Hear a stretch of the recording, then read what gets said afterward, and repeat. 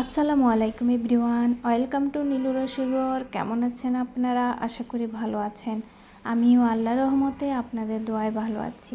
আজ আমি আপনাদের জন্য নিয়ে এসেছি খুবই মজার এবং সকলের খুবই পছন্দের একটি ডেজার্ট, আর সেটি হলো বাকলাভা। বাকলাভা আমরা বাইরের থেকে অনেক দাম দিয়ে কিনে থাকি।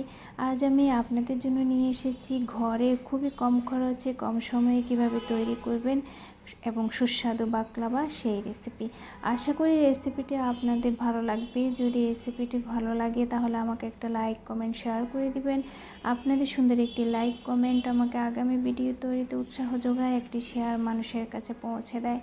আর আমার চ্যানেলটিকে সাবস্ক্রাইব করে অল বাটনে ক্লিক করে রাখুন, তাহলে আমার আগামী ভিডিওগুলোর নোটিফিকেশান আপনারা খুব সহজেই পেয়ে যাবেন। চলুন তাহলে এই বাকলাভা আমি কিভাবে তৈরি করেছি আপনাদের সাথে শেয়ার করি। এর জন্য নিয়েছি আমি বাদাম, কাজু বাদাম, কাঠবাদাম খোসা ছাড়িয়ে নিয়েছি, পেস্তা বাদামকে ভিজিয়ে খোসা ছাড়িয়ে নিয়েছি। এভাবে আপনারা কেটে নিতে পারেন। আমি এগুলোকে চপ করে নিব। চপ করে নিলেই বাকলাভাতে ব্যবহার করলে দেখতে সুন্দর দেখা যায়। আমি চপার মেশিন দিয়ে এগুলোকে চপ করে নিয়েছি। এগুলোকে শুকনোই চপ করতে হবে, ভিজালে এগুলো কিন্তু আঠা আঠা হয়ে যাবে। এগুলো চপ করা হয়ে গিয়েছে, চলে যাচ্ছে পরবর্তী স্টেপে। পরবর্তী স্টেপের জন্য আমি নিয়েছি এখানে 3 কাপ পরিমাণ রেগুলার পারপাস ফ্লাওয়ার, অর্থাৎ যেই ময়দা দিয়ে আমরা পরোটা রুটি তৈরি করে থাকি সেই ময়দা। তারপর নিয়ে নিচ্ছে এখানে 2 teaspoon baking powder. Baking powder যেই কোনো খাবারকে একটু ফ্লাফি করে। দিয়ে দিচ্ছি লবণ। তারপর এখানে দিয়ে দিচ্ছি 80 গ্রাম পরিমাণ ঘি, বাটারও ব্যবহার করতে পারেন আপনারা। একটু গলিয়ে বাটারটাকে দিয়ে দিবেন। এরপরে এই ময়দার সাথে এগুলোকে আমি খুবই ভালোভাবে মিশিয়ে নিব। এগুলোকে কিন্তু খুব ভালোভাবে মিশাতে হবে, কোনো লাম্পস থাকা যাবে না। ময়দাটা যেন একদম ঝরঝরা হয়ে যায় ততক্ষণ পর্যন্ত এগুলোকে ময়দার সাথে মাখিয়ে মিশিয়ে নিতে হবে। এই কাজটা আপনারা হাত দিয়ে করতে হবে, কোনো চামচ বা স্প্যাচুলা দিয়ে কিন্তু করলে এই কাজটা হবে না। নিয়ে নিচ্ছে এখানে 60 গ্রাম পরিমাণ লিকুইড মিল্ক। এটা কিন্তু হালকা গরম, খুব গরম না, হালকা গরম। এর মধ্যে দিয়ে দিচ্ছি আমি 3 টিস্পুন পরিমাণ গুঁড়া দুধ। এটিকে আমি ক্রিমের মতো তৈরি করে এর সাথে ব্যবহার করব। দিয়ে দিলাম আমি ময়দার মধ্যে। তারপর এখানে দিয়ে দিচ্ছি আমি 80 গ্রাম পানি, 80 ml পানি। খুব বেশি পানি কিন্তু এখানে ব্যবহার করা যাবে না, কারণ ডোটা কিন্তু খুব নরম হবে না, একটু শক্ত টাইপ ডো হতে হবে। যদি নরম হয়ে যায় এতে করে আপনাদের বাকলাভার শেপ কিন্তু ভালো হবে না। এরকম সফট করে মেখে নিতে হবে। মেখে এটিকে আমি এখন একটা র্যাপিং পেপার দিয়ে ঢেকে দিব। আপনারা ঢাকনা দিয়ে ঢেকে দিতে পারেন। ঢেকে এটিকে আমি আধা ঘন্টার জন্য রেস্টে রেখে দিব, এটি যেন সফট হয়ে যায়। আর ঢেকে দিব এর ময়শ্চারাইজারটা যেন ঠিক থাকে, উপর দিয়ে যেন ড্রাই হয়ে না যায়। রেস্টে রেখে দিচ্ছি 30 মিনিটের জন্য। এর ফাঁকে দিয়ে আমি এর জন্য অন্য উপকরণ রেডি করছি। নিয়ে নিলাম আমি 200 গ্রাম চিনি, আর দিয়ে দিচ্ছি আমি 600 ml পানি। পানি দিয়ে আমি শিরাটা তৈরি করব। এখন রেখে দিচ্ছি। চিনিগুলো গলিয়ে নিচ্ছি। চলে যাচ্ছি পরবর্তী স্টেপে। রুটি বেলার জন্য আমি এখানে নিয়ে নিচ্ছি 1 কাপ পরিমাণ কর্নফ্লাওয়ার। এর সাথে আমি দিয়ে দিব 1/2 কাপ পরিমাণ ময়দা, যে ময়দা দিয়ে আমি ডো তৈরি করেছিলাম সেই ময়দা দিয়ে এখন এগুলোকে ভালোভাবে আমি মিক্স করে নিচ্ছি। দেখুন এভাবে ভালোভাবে মিক্স করে নিতে হবে। আপনাদের রুটি বেলার সময় যতটুকু পরিমাণ এই কর্নফ্লাওয়ার প্রয়োজন হবে আপনারা ততটুকু পরিমাণই নেবেন। এর থেকে বেশিও লাগতে পারে আবার কমও লাগতে পারে। মিক্স হয়ে গিয়েছে, চলে এসেছি 30 মিনিট পরে। এখন ঢাকনা উল্টে দেখছি, দেখুন ডোটা আমার কতটা সফট হয়ে গিয়েছে। এবার আমি এই ডোটাকে ছোট ছোট লেচি করে নিব রুটি বেলার জন্য। এরকম ছোট, খুব বড় করতে যাবেন না। অবশ্য আপনারা যত বড় রুটি তৈরি করবেন আপনাদের লেচিটার সাইজও সেই পরিমাণে নিয়ে নেবেন। আমি ছোট সাইজ করে রুটি তৈরি করব, তাই আমি এই সাইজের করে নিয়ে নিচ্ছি। সবগুলো হয়ে গিয়েছে। এবার আমি রুটি তৈরি করার জন্য এগুলোকে রেডি করছি। দেখুন কিভাবে আমি লিচিটাকে সাইজ করে নিচ্ছি। নিচের দিক থেকে উপরের দিকে এনে মাঝখানে ট্যাপ করে দিলে খুব সুন্দরভাবে গোল একটা ডো হয়ে যায়। তারপরে আমি যে ময়দার কর্নফ্লাওয়ার মিক্স করেছিলাম সেগুলো দিয়ে এগুলোকে আমি ছোট ছোট করে রুটি তৈরি করে নিব। ঠিক এরকম করে প্রথমে রুটিগুলোকে তৈরি করতে হবে। আপনাদেরকে একটা দেখাচ্ছি, এর পরবর্তীতে দেখার সুবিধার্থে আরেকটাও দেখিয়ে দিচ্ছি। দেখুন এরকম করে রুটিগুলোকে তৈরি করে নিতে হবে। সবগুলো রুটি আমার তৈরি হয়ে গিয়েছে। এবার আমি শীট তৈরি করার জন্য রুটিগুলোকে প্রিপেয়ার করছি। একটা বলে রেখে দিচ্ছি আমি রুটিগুলোকে। এরপরে এর উপরে আবার কর্নফ্লাওয়ারের মিক্সগুলো দিয়ে দিচ্ছি, তার উপরে এরকম করে রুটিগুলোকে দিয়ে দিব। আমি মোট এখানে 7 থেকে 8টা করে রুটি নিচ্ছি, যেহেতু আমার 3 লেয়ারে 24টা রুটি লাগবে। এভাবে রুটিগুলোর উপরে কর্নফ্লাওয়ার ছিটিয়ে দিয়ে একের পর এক লেয়ার করে নিচ্ছি। তারপরে আমি এগুলোকে এখন বেলে নেব। এভাবে বেলে নিতে হবে। বেলুনের গায়ে আটকে গেলে বেলুনের গায়েও আপনারা একটু কর্নফ্লাওয়ার লাগিয়ে নেবেন, এতে করে বেলতে সুবিধা হবে। দেখুন এরকম বড় করে রুটিগুলোকে বেলতে হবে। আপনারা আপনাদের শেপ অনুযায়ী বেলে নেবেন। তারপর দেখুন সাইড থেকে টান দিলেই এরকম উঠে চলে আসবে। দেখুন কতটা পাতলা শীট হয়ে গিয়েছে। আর বাকলাভার শীটগুলো এরকমই পাতলা হতে হবে। আপনারা এসব শীটগুলো দিয়ে কিন্তু স্প্রিং রোল তৈরি করতে পারবেন, তারপরে সমোসা তৈরি করতে পারবেন। এগুলোকে আপনারা তৈরি করে ফ্রিজেও ফ্রোজেন করতে পারবেন। যখন তখন নামিয়ে আপনারা বাকলাভা তৈরি করতে পারবেন, আপনাদের পছন্দের নাস্তা তৈরি করতে পারবেন। এগুলো দিয়ে সব হয়ে গিয়েছে। এবার আমি একটা ট্রে নিয়ে নিয়েছি।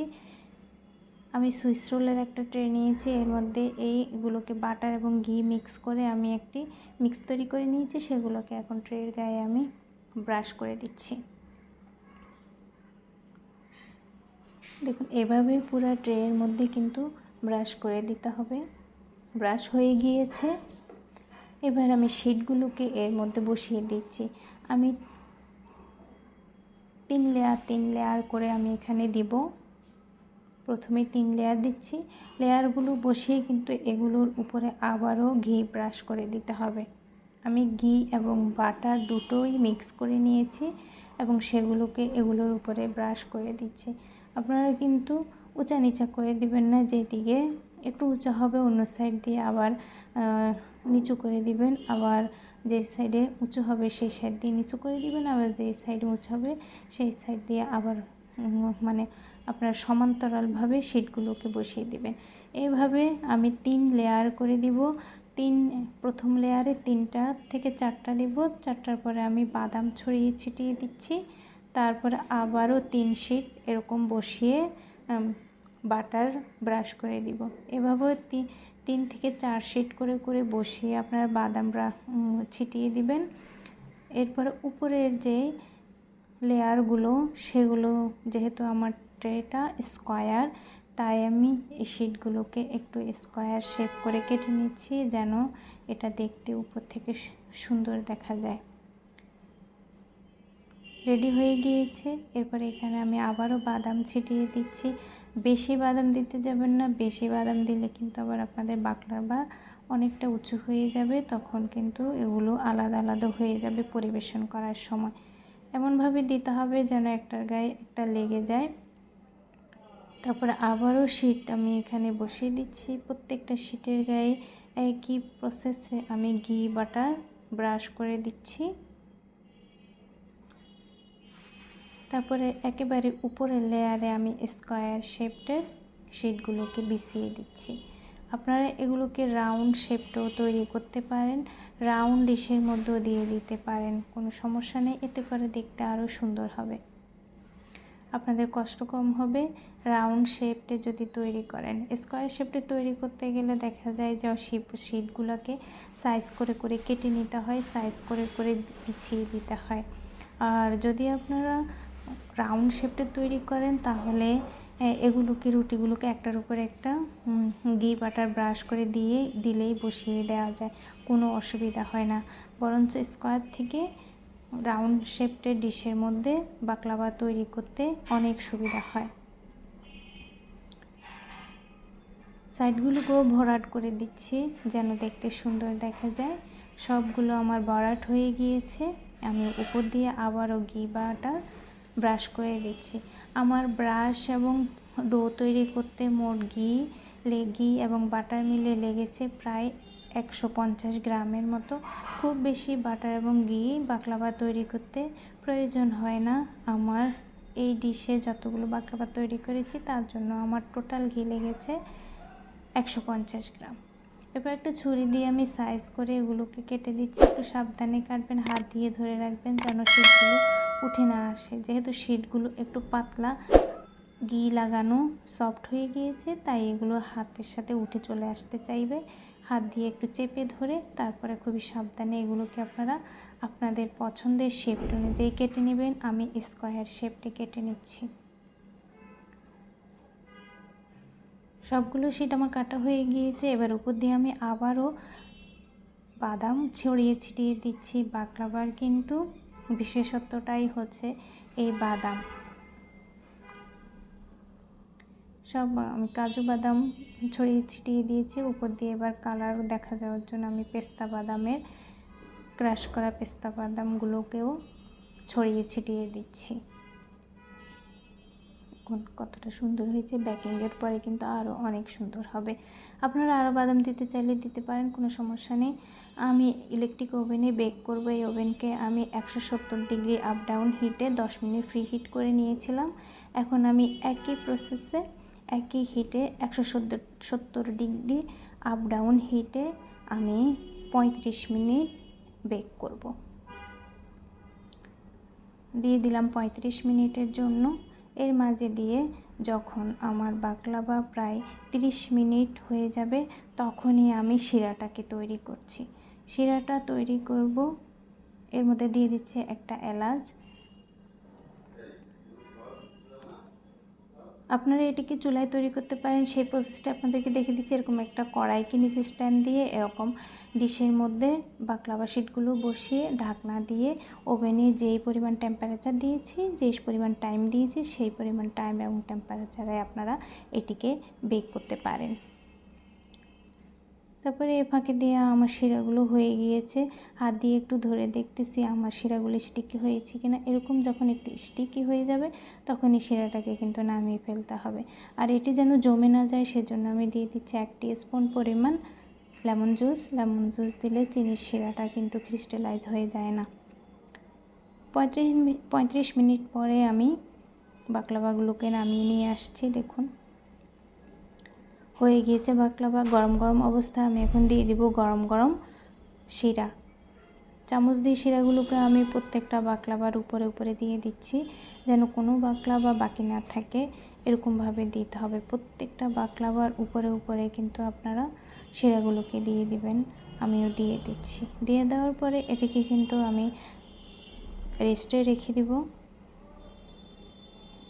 যতক্ষণ পর্যন্ত শিরাটাকে বাকলাভাগুলো সফট করে না নেয়। ঠান্ডা হওয়ার জন্য রেখে দিচ্ছি।